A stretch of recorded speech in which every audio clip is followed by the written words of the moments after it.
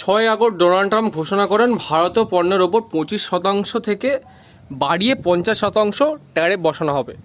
আর এই সিদ্ধান্ত কার্যকারী হবে 27 আগস্ট থেকে। কেন এই ট্যারিফ? ডোনাল্ড ট্রাম্পের যুক্তি অনুযায়ী ভারত রাশিয়ার কাছ থেকে সস্তায় তেল কিনছে, আর সেই তেলের টাকায় রাশিয়া ইউক্রেনের সঙ্গে যুদ্ধ করতে সাহায্য করছে।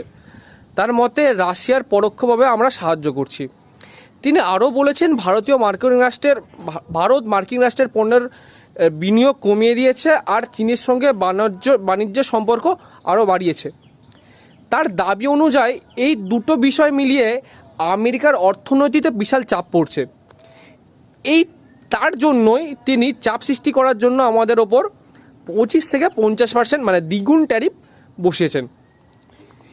এই সময় দাঁড়িয়ে আসল প্রশ্ন হলো, এই সিদ্ধান্ত আসল ক্ষতিপূরণ কে দেবে? ভারতীয় অর্থনৈতিকের সাথে কি আমরাও ক্ষতিগ্রস্ত হব? আর কত টাকায় ক্ষতি হতে পারে? এর উত্তর পাবেন এর পরের ভিডিওতে। তাই চোখ রাখুন বর্ণ খবরে। আমি পার্থ, ধন্যবাদ।